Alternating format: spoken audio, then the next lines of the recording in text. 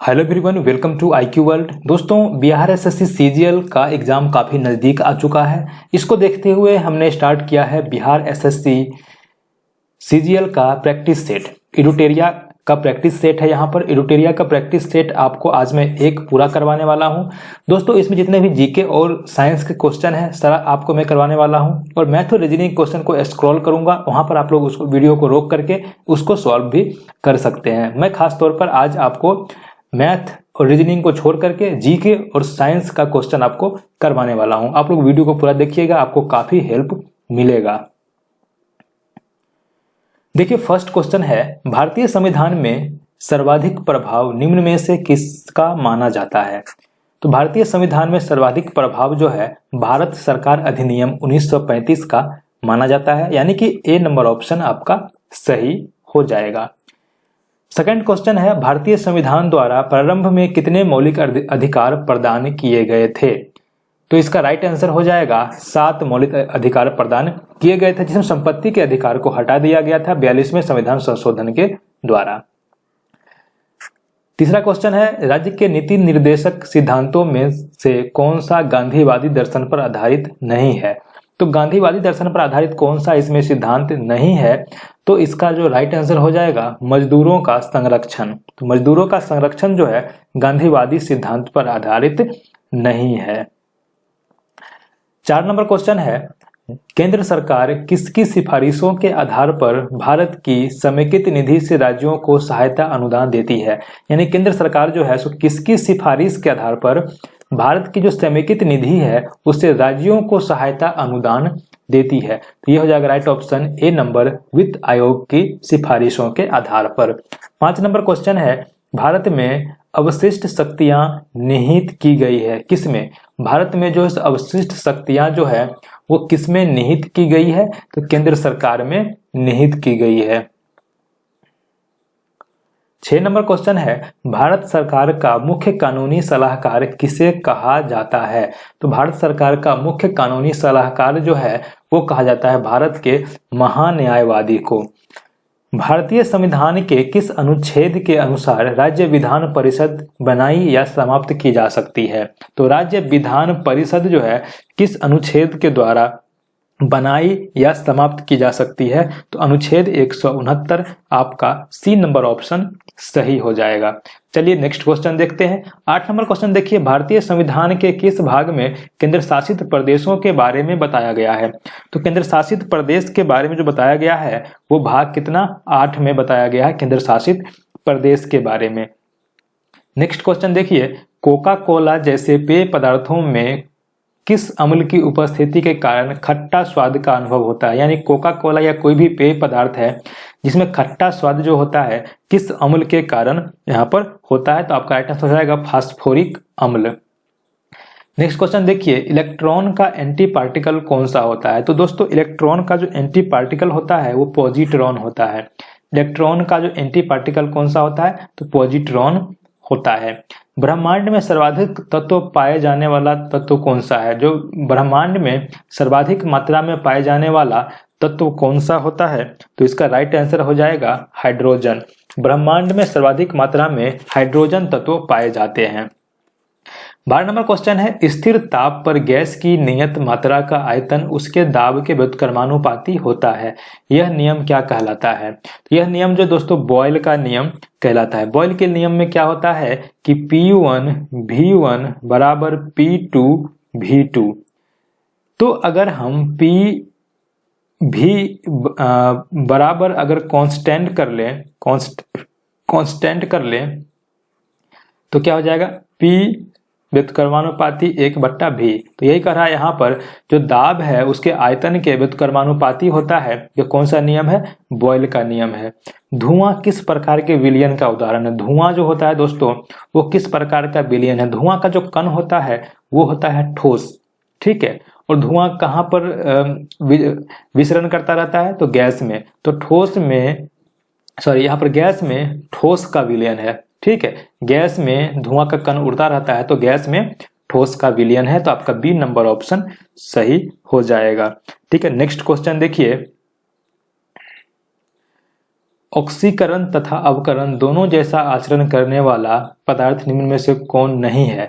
ऑक्सीकरण तथा अवकरण यानी कि उभयधर्मी पदार्थ इसमें कौन सा नहीं है। तो नाइट्रिक अम्ल जो है दोस्तों, नाइट्रिक अम्ल वो उभयधर्मी पदार्थ नहीं है। जैसे बाद बाकी हाइड्रोजन सल्फाइड यानी कि H2S, हाइड्रोजन पेरोक्साइड यानी H2O2 और सल्फर डाइऑक्साइड SO2, तीनों जो पदार्थ हैं ये ऑक्सीकरण तथा अवकरण दोनों का जो है सो आचरण व्यवहार करते हैं, लेकिन जो नाइट्रिक अम्ल है वो दोनों ऑक्सीकरण अवकरण दोनों जैसा आचरण व्यवहार नहीं करता है।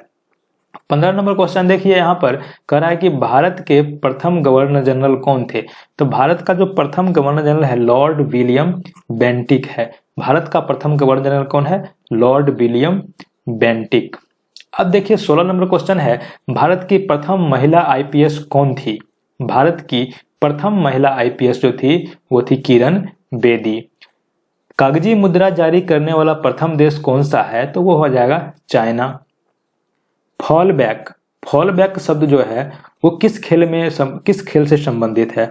तो फॉल बैक जो है दोस्तों वो संबंधित है कुश्ती से। फॉल बैक किससे संबंधित है? कुश्ती से संबंधित है। नेक्स्ट क्वेश्चन देखिए 19 नंबर क्वेश्चन में कह रहा है कि भारत ने सर्वप्रथम किस वर्ष राष्ट्रमंडल खेलों में भाग लिया था। तो भारत जो है सर्वप्रथम किस वर्ष राष्ट्रमंडल खेलों में भाग लिया था? तो 1934 में भारत ने राष्ट्रमंडल खेलों में भाग लिया था। अब आगे देखिए 20 नंबर क्वेश्चन मैथ का है, 21 भी मैथ का है। आगे भी देखिए 22 भी मैथमेटिक्स का क्वेश्चन है, 23 भी गणित का, 24 भी, 25, 26। आप लोग वीडियो को रोक करके इसको भी आप लोग सॉल्व कीजिएगा तो आपका पूरा सेट प्रैक्टिस हो जाएगा। ठीक है। अब देखिए 27 नंबर भी जो है जो मैथ क्वेश्चन है, 28, 29, 30, 31, 32, 33, 34 ये सब मैथ क्वेश्चन है। आप देख सकते हैं सारा क्वेश्चन यहाँ पर मैथ का क्वेश्चन आपको दिख रहा होगा। 37 भी मैथ है, 38, 39, 40, 41, 42, 43 भी मैथ का क्वेश्चन है। उसके बाद देखिए 44 भी मैथ का क्वेश्चन है। 45 से फिर से जीके स्टार्ट हुआ है। देखिए 45 नंबर क्वेश्चन में कहा कि भारत के किस राज्य का समुद्री तट रेखा सबसे अधिक लंबा है। देखिए समुद्री तट रेखा जो है सबसे अधिक लंबा गुजरात राज्य का है। गुजरात राज्य का तट रेखा जो है इस प्रकार से है, जो देखिएगा यहाँ पर कि सबसे लंबा जो है ये तट रेखा गुजरात राज्य का ही है। नेक्स्ट क्वेश्चन देखिए, निम्नलिखित में से कौन सुमेलित नहीं है। सितकिला दर्रा हिमाचल प्रदेश में है, ये भी सुमेलित है। उसके बाद देखिए बोमडीला भी अरुणाचल प्रदेश में है, ये भी सुमेलित है। नाथुला दर्रा जो है दोस्तों, नाथुला दर्रा जो है वो सिक्किम में है। ठीक है, नाथुला दर्रा जो है वो सिक्किम में है, तो ये आपका सुमेलित नहीं है। जोजिला दर्रा जम्मू कश्मीर में है, यानी कि सी नंबर ऑप्शन जो है आपका सही हो जाएगा।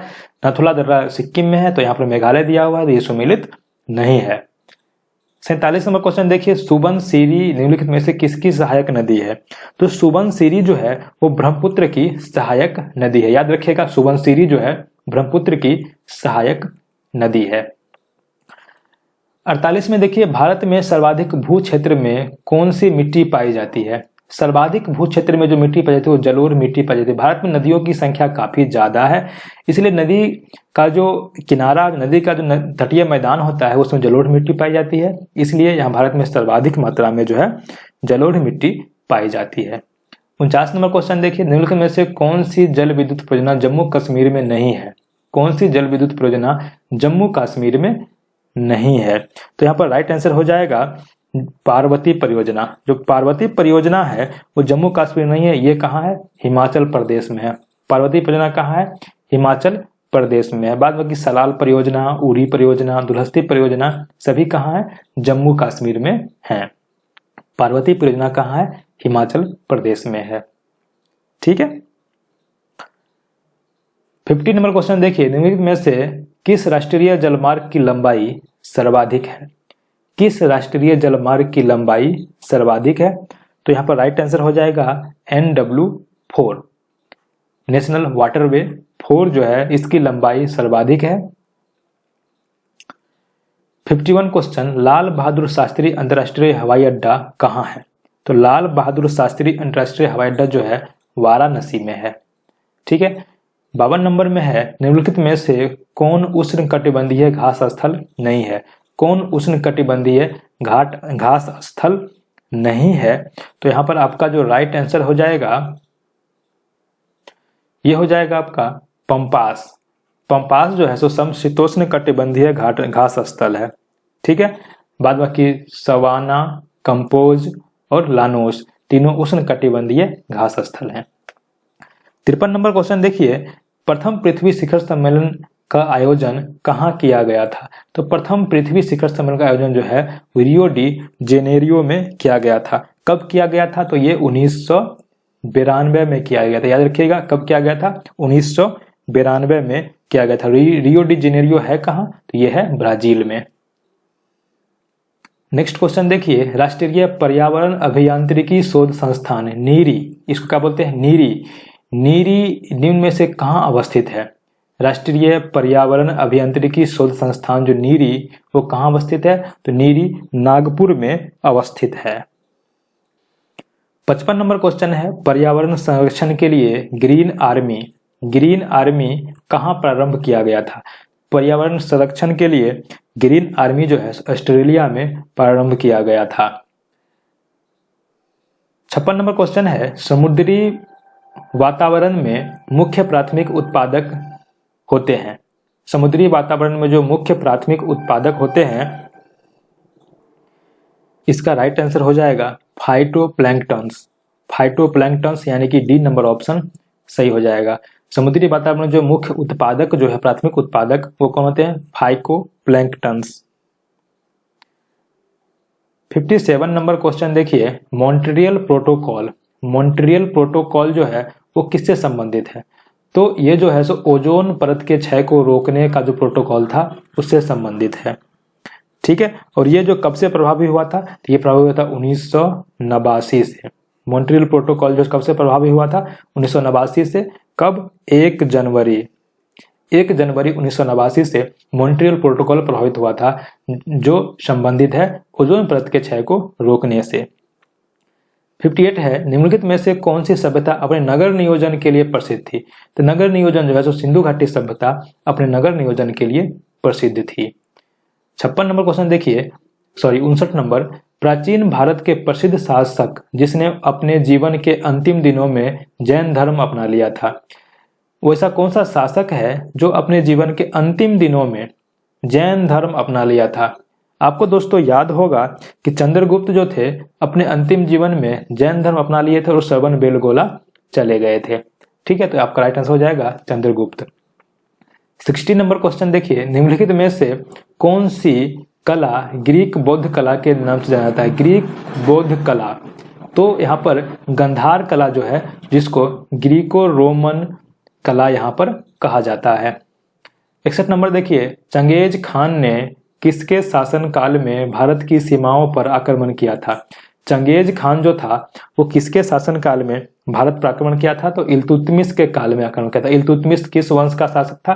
तो इल्तुतमिश जो था वो गुलाम वंश का शासक था। 62 नंबर क्वेश्चन, दिल्ली सल्तनत का अंतिम वंश कौन था? तो दिल्ली सल्तनत का अंतिम वंश जो था लोदी वंश था। ठीक है। दिल्ली सल्तनत का अंतिम वंश कौन था? लोदी वंश था। नेक्स्ट क्वेश्चन देखिए, अकबर द्वारा शुरू किया गया धर्म दीन ए इलाही का मुख्य उद्देश्य क्या था? तो दीन ए इलाही तो आप सुने होंगे। तो इसका मुख्य उद्देश्य क्या था? विश्व बंधुत्व, यानी कि पूरा संसार जो है सो अपना भाई है, ये जो है उसका मूल उद्देश्य था। भारतीय राष्ट्रीय कांग्रेस के प्रथम मुस्लिम अध्यक्ष कौन थे? भारतीय राष्ट्रीय कांग्रेस के प्रथम मुस्लिम अध्यक्ष जो थे वो थे बदरुद्दीन तैयब जी। कौन थे? बदरुद्दीन तैयब जी। साबरमती आश्रम की स्थापना गांधी जी द्वारा कब किया गया था? साबरमती आश्रम की स्थापना जो है गांधी जी द्वारा जो किया गया था वो किया गया था 1917 ईस्वी में। कब किया गया था? 1917 ईस्वी में। निम्नलिखित में से किस घटना के पहले सविनय अवज्ञा आंदोलन हुआ था? सविनय अवज्ञा आंदोलन किस घटना के पहले हुआ था? देखिए, गांधी इरविन समझौता जो हुआ था 5 5 मार्च 1931 को, ठीक है। उसके बाद पूना पैक्ट कब हुआ था? तो पूना पैक्ट हुआ था 1932, ठीक है। चौरी चौरा हत्याकांड 1922 में हुआ था, ठीक है। और साइमन कमीशन जो भारत आया था वो कब आया था? 1928 में। तो कह रहा है यहाँ पर कि निम्नलिखित में से किस घटना के पहले सविनय अवज्ञा आंदोलन हुआ था? देखिए, सविनय अवज्ञा आंदोलन हुआ था 1930 में। किस घटना से पहले हुआ था? तो ये हुआ था गांधी इरविन समझौता। 1931 से पहले सविनय अवज्ञा आंदोलन हुआ था। 67 नंबर क्वेश्चन देखिए, रविंद्रनाथ टैगोर की गीतांजलि में किसका संग्रह है? गीतांजलि किसका संग्रह है? दोस्तों, गीतांजलि जो है कविताओं का संग्रह है, याद रखिएगा। नेक्स्ट क्वेश्चन देखिए, भारत ने किस देश को हराकर पहली बार थॉमस कप जीता है? भारत पहली बार थॉमस कप जीता है किस देश को हरा करके? तो ये इंडोनेशिया को हरा करके भारत पहली बार थॉमस कप पर अपना कब्जा जमाया था। 69 क्वेश्चन, हाल ही में भारत के नए मुख्य निर्वाचन आयुक्त किसे बनाया गया है? वर्तमान में जो है सो भारत के नए मुख्य निर्वाचन आयुक्त किसको बनाया गया है? राइट आंसर हो जाएगा राजीव कुमार को। दुनिया के पहले पहियों पर संग्रहालय यानी कि म्यूजियम ऑन व्हील्स का उद्घाटन भारत के किस शहर में किया गया है? दुनिया का पहला जो है सो पहियों पर संग्रहालय यानी कि म्यूजियम ऑन व्हील्स का जो उद्घाटन किया गया है वो किस शहर में किया गया? तो ये किया गया है कोलकाता। कोलकाता ट्राम है, ट्राम पर इसका उद्घाटन किया गया है। टाटा आईपीएल 2022 का खिताब किसने जीता है? तो टाटा आईपीएल 2022 का खिताब जो है वो किसने जीता है? तो ये जीता है गुजरात टाइटंस ने। और दोस्तों, टाटा आईपीएल 2022 जो है सो कितना सीजन है? ये 15वां सीजन है। कितना सीजन है? 15वां सीजन है टाटा आईपीएल 2022, ठीक है। चलिए नेक्स्ट क्वेश्चन देखिए, एलिजाबेथ बॉर्न हाल ही में किस देश की प्रधानमंत्री बनी है? तो एलिजाबेथ बॉर्न जो है सो हाल ही में फ्रांस की प्रधानमंत्री बनी है। अंतर्राष्ट्रीय बुकर पुरस्कार 2022 हेतु किसे चुना गया है? अंतर्राष्ट्रीय बुकर पुरस्कार 2022 हेतु गीतांजलि श्री को चुना गया है। किस उपन्यास के लिए? टॉम्ब ऑफ सैंड, ये सुना गया है टॉम्ब ऑफ सैंड के लिए। किसको? गीतांजलि श्री को। 74 क्वेश्चन है, कोविड-19 महामारी के समय में निम्न में से किस एक्ट के तहत भारत सरकार ने फेस मास्क और सैनिटाइजर को अनिवार्य वस्तु घोषित किया था? ठीक है, तो ये डी नंबर ऑप्शन हो जाएगा, आवश्यक वस्तु अधिनियम 1955 के तहत। चलिए नेक्स्ट क्वेश्चन देखिए, विश्व पृथ्वी दिवस 2022 का विषय क्या था? विश्व पृथ्वी दिवस 2022 का विषय क्या था? तो इसका जो विषय था, थीम था, इन्वेस्ट इन आवर प्लेनेट। और ये विश्व पृथ्वी दिवस कब मनाया जाता है? तो ये मनाया जाता है 22 अप्रैल को। कब मनाया जाता है? 22 अप्रैल को। और इसका विषय क्या था? इस बार थीम क्या था? Invest in our planet. 76 number question है, riding free my Olympic journey पुस्तक किसके द्वारा लिखी गई है? तो riding free my Olympic journey जो है ये लिखा गया है इम्तियाज अनीस के द्वारा, यानी कि आपका डी नंबर ऑप्शन से हो जाएगा इम्तियाज अनीस। और एक चीज और आपको यहाँ पर जानना जरूरी है कि इम्तियाज अनीस जो थे वो किस खेल से संबंधित हैं? तो इम्तियाज अनीस जो है सो घुड़सवारी से संबंधित है। घुड़सवारी, ठीक है, घुड़सवारी से संबंधित कौन है? इम्तियाज अनीस। 77 नंबर क्वेश्चन, हाल ही में किस देश द्वारा विकसित दुनिया के पहले डीएनए आधारित वैक्सीन जाइकोव डी के आपातकालीन उपयोग के लिए मंजूरी दी गई है? यह हो जाएगा राइट आंसर भारत। अब देखिए आपका ये रीजनिंग का क्वेश्चन आ गया, मैं धीरे धीरे स्क्रॉल कर रहा हूँ नीचे तरफ, आप लोग इसको वीडियो को रोक करके आप लोग इसको सॉल्व कर लीजिएगा। देखिए 81 नंबर, 82, 83, 84, 85, 86, 87, 88, 89, उसका बाद दोनों तरफ क्वेश्चन देखिएगा, एक तरफ 90 एक तरफ 98 है, तब दोनों तरफ क्वेश्चन को यहाँ पर देख सकते हैं। ठीक है, आप लोग दोनों तरफ क्वेश्चन को देख सकते हैं और इसको वीडियो को रोक करके सॉल्व करिएगा, आपका पूरा सेट प्रैक्टिस हो जाएगा। और दोस्तों अगर इसका पीडीएफ आप चाहते हैं तो आप हमारे टेलीग्राम चैनल में ज्वाइन कर लीजिए। टेलीग्राम चैनल का लिंक आपको डिस्क्रिप्शन में मिल जाएगा, आप वहां से टेलीग्राम लिंक ज्वाइन कीजिए, वहां पर मैं इस पीडीएफ को शेयर कर दूंगा। अब देखिए 129 नंबर क्वेश्चन में फिर से साइंस का क्वेश्चन स्टार्ट हो गया है। इसमें कह रहा है कि निम्नलिखित में से कौन सा कोशिकांग पादप कोशिका में पाया जाता है किंतु जंतु कोशिका में नहीं पाया जाता है। ये जो क्लोरोप्लास्ट है ये सिर्फ पादप कोशिका में पाए जाते हैं, जंतु कोशिका में नहीं पाए जाते हैं। इंसुलिन का आविष्कार किसने किया था? तो इंसुलिन का आविष्कार बेटिंग एवं बेस्ट ने किया था। 131 नंबर क्वेश्चन, दो अस्थियां एक दूसरे से किस अन्य संयोजी ऊतक द्वारा जुड़ी हो सकती है जिसे क्या कहा जाता है? दो अस्थियां एक दूसरे से जुड़ी होती है किस संयोजी ऊतक के द्वारा? तो इसका राइट आंसर हो जाएगा स्नायु के द्वारा। स्नायु यानी कि लिगामेंटस बोलते हैं इसको, लिगामेंटस, ठीक है, लिगामेंटस बोलते हैं स्नायु को। तो स्नायु के द्वारा जो दो अस्थियां एक दूसरे से जुड़ी रहती हैं। 32 नंबर क्वेश्चन है, निम्न में से कौन सा सही सुमेलित नहीं है? विटामिन B1 का नाम क्या है? थायमीन है, ठीक है, ये सही सुमेलित है। विटामिन D का नाम कैल्सीफेरॉल है, ये भी सही सुमेलित है। विटामिन A का नाम एस्कॉर्बिक एसिड नहीं है, विटामिन A का नाम रेटिनॉल है। विटामिन B12 का नाम साइनोकोबालामीन है, ये भी सही है। यानी कि आपका सी नंबर ऑप्शन राइट हो गया। सी नंबर ऑप्शन जो है सही सुमेलित नहीं है। विटामिन A का जो नाम होता है वो रेटिनॉल होता है, लेकिन यहाँ पे एस्कॉर्बिक एसिड लगाया हुआ है, तो ये आपका गलत हो गया, ठीक। DNA में पाई जाने वाली शर्करा क्या है?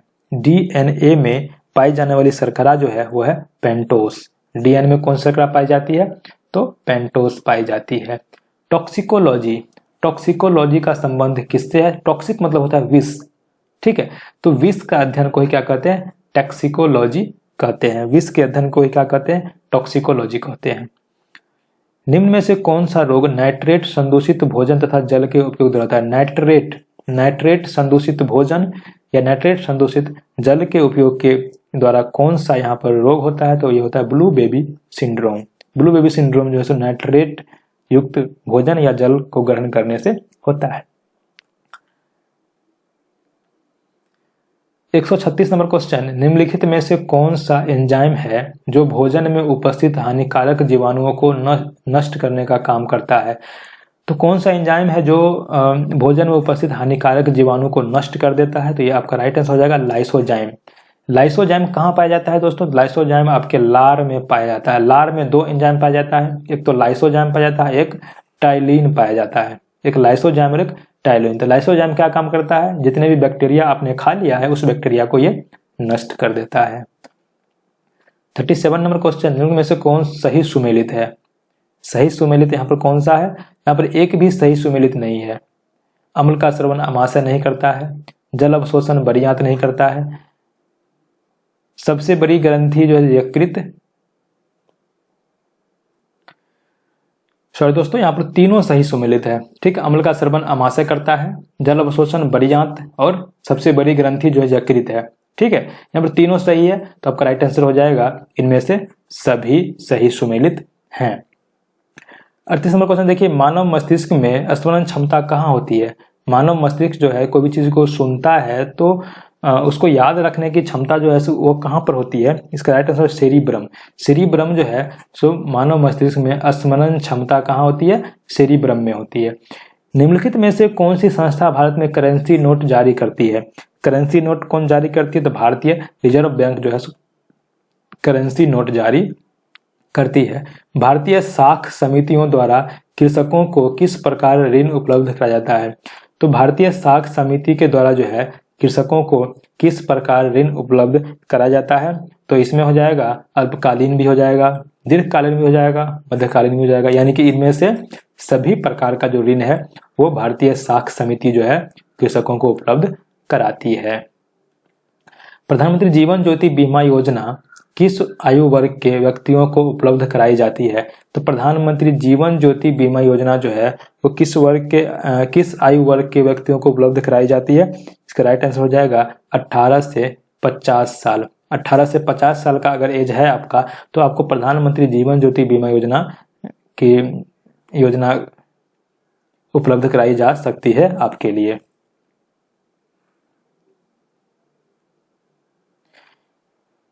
एक 142 नंबर क्वेश्चन है, भारत में प्रत्येक वित्तीय वर्ष कब से कब तक होता है?